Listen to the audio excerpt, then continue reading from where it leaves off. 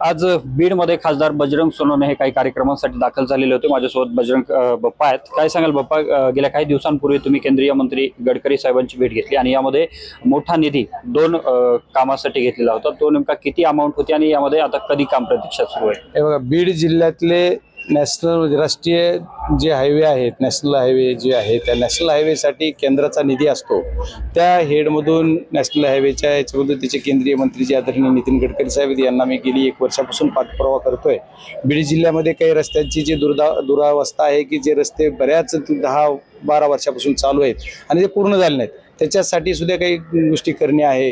तर ते आमच्या कळमजवळचा पूल होता, एक कळंब तालुक्याला म्हणजे धाराशिव आणि आपल्या बीडला जोडणारा, तिथला सुद्धा आपण एक ते करून घेतला। त्याच्यानंतर येरमाळ्याच्या घाटामध्ये आणि ती पुढचा रस्ता राहिलेला म्हणजे आपला कुसळम रस्ता जो आहे, केज कुसळम आणि एक माजलगाव केज, या क्षेत्रामधले जेवढे काम होते ते सुद्धा पूर्ण करण्यासाठी बऱ्याच गोष्टी, किंवा बीड जिल्ह्यामधले विविध नॅशनल हायवेचे काम आहेत ते अपूर्ण असणारे, ज्याचं पाटोद्यामधला घाटाचा रस्ता आहे, या रस्त्याला जी काही निधी लागत होता किंवा त्यांना काय तिथले टेंडर रद्द करून त्यांच्या कॉन्ट्रॅक्टरच्या पैशातून वसुली करून पण ते काम करण्यासाठीचं काम केलं। आणि आता जे नवीन आपल्याकडे यावर्षी नवीन मंजुरी जी घेतली ती मागच्या काळामध्ये आपण जे अंबाजोगाई ते लातूर हा रस्ता झाला, त्याला लातूरच्या बॉर्डरपर्यंत 4 पदरी रस्ता आहे आणि आपल्या पुढे बीड जिल्ह्यात आलो की बर्दापूरपासून लोखंडी सावरगावपर्यंत म्हणजे अंबाजोगाई कारखान्यापर्यंत तो 2 पदरीच होता, त्याला 4 पदरी झाला पाहिजे याच्यासाठी पाठपुरावा केला ना आदरणीय गडकरी साहेबांनी त्याला मंजुरी दिली आणि त्याला 421 करोड रुपये आपल्याला आता सध्या मंजूर झाले। त्याचं टेंडर झालं, त्याला प्रमा झालेली आहे। आणि ते एवढंच नाही तर आपला जो माजलगाव ते केज या बीटमध्ये धारूरच्या घाटामध्ये दररोज ऍक्सिडेंट होतात। आज एक तेलाचा टँकर उलटलाय, दररोज दिंडीतले याला धडक, म्हणजे असले एवढे प्रकार घडतात ऍक्सिडेंटचे तिथं, त्याला तिथला घाट कट करून तो रस्ता होणं गरजेचं होतं।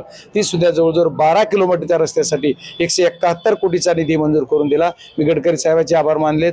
आपण केंद्रामध्ये एखाद्या गोष्टीचा पाठपुरावा केला तर तिथं काम होतात असं मानणारा मी एक कार्यकर्ता आहे।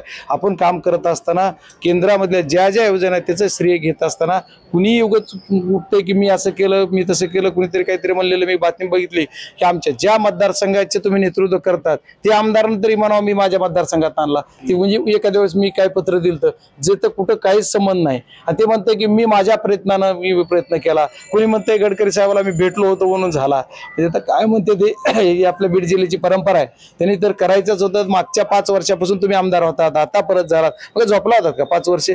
आताच कसा झाला? म्हणजे बजरंग सोनवणे मागच्या खासदारांनी काय प्रयत्न केले असतील, अगर काय ज्याचे झाले ती कामं झाले असतील, आपण त्याचं श्रेय त्यालाच दिलं पाहिजे।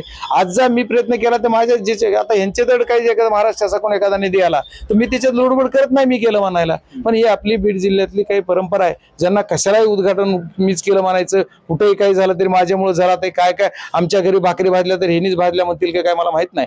त्याच्यामुळे आता त्यांचा ते स्वभाव आहे, ते कोण काय देतं त्याच्यावर मला जास्त बोलायचं नाही आणि त्यांचं काम करावं। पण आम्ही काम करत असताना बीड जिल्ह्यातल्या जनतेने मला खासदार म्हणून निवडून दिलं, त्याच्यासाठी माझी जबाबदारी आहे की बीड जिल्ह्यामधले जे रस्ते आहेत जेवढे की केंद्राच्या निगडीत येतात त्या रस्त्यासाठी भरीव असा निधी आणणे। CRF मध्ये सुद्धा बीड जिल्ह्यामध्ये 2 रस्त्याला यावर्षी मंजुरी मिळालेली आहे।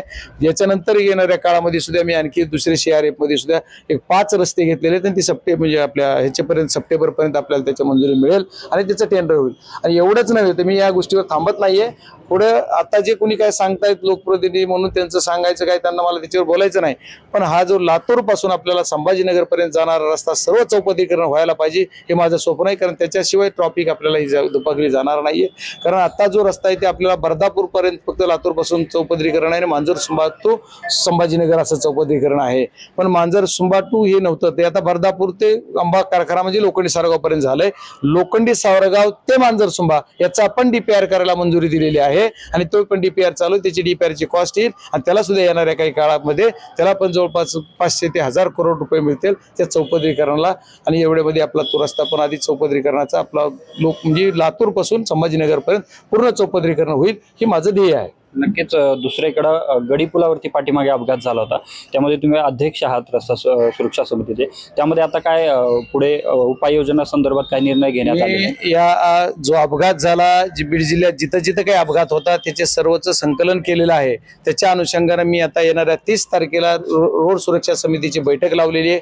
कलेक्टर महोदय आहेत, मला आत्ताच पत्र आलेलं आहे, आणखी कलेक्टरने ते पत्र काढलेलं आहे आणि सर्व खातेप्रमुख जेवढे तेवढे त्या रोड सुरक्षा समितीला बोलवलेत। ज्या अनुषंगाने ज्या ज्या अपघाताचे स्पॉट आहेत, जेवढे ब्लॅक स्पॉट म्हणून जे काय असते त्याला आयडेंटिफाय करून त्याच्यावर काय उपाययोजना केल्या जातात याचं नियोजन आपण या मीटिंगमध्ये करू. आणि येणाऱ्या काळामध्ये आपल्याला जे की DPCचा सुद्धा 3% निधी हा त्या रोड सुरक्षावर राखीव असतो, तेवढा निधी मी 100% खर्च करील यावेळेस आपण शब्द देतो. नक्कीच. दुसरीकडे बीड शहरामध्ये आज हादरवून देणारी घटना समोर आली की एका खासगी क्लासमध्ये एका विद्यार्थिनीचा विनयभंग झाल्याचा प्रकार समोर आलाय. हे बघा, या वृत्तीचे जी कोण लोक असते त्यांना ठिसून काढलं पाहिजे, कुणीही असो.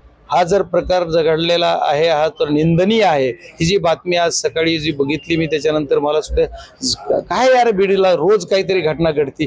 अशा जे वृत्तीचे लोक आहेत या लोकांना कुठेही कुणी असो, तो माणूस कोण आहे काय ह्याचा विचार करून या प्रवृत्तीच्या लोकांना समाजामधून फार निग्लेक्ट तर केलं पाहिजे. पण सामाजिक यांना समाजामध्ये राहायचा कुठलाही अधिकार नाही.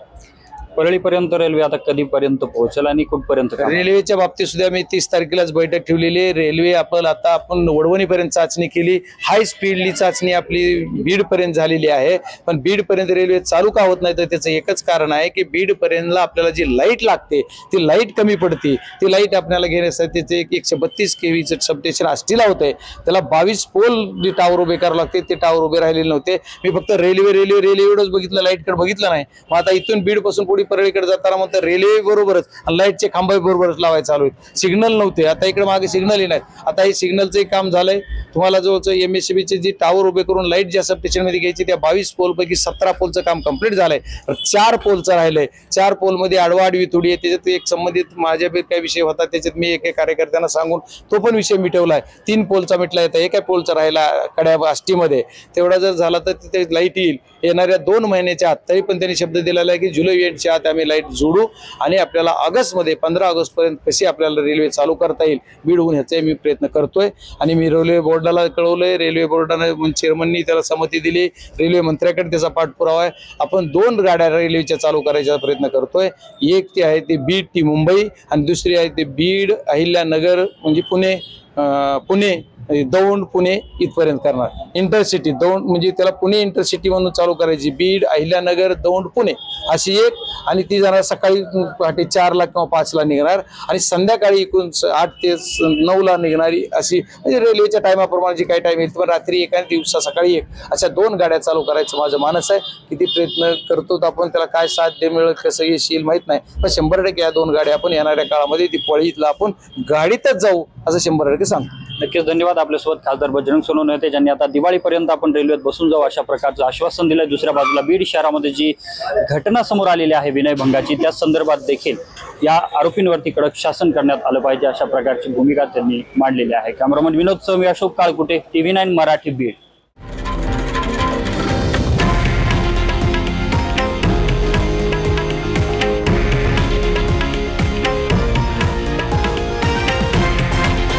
हे आहे देशातील नंबर 1 न्यूज नेटवर्क आणि आपण पाहत आहात TV9 मराठी, एकमेव.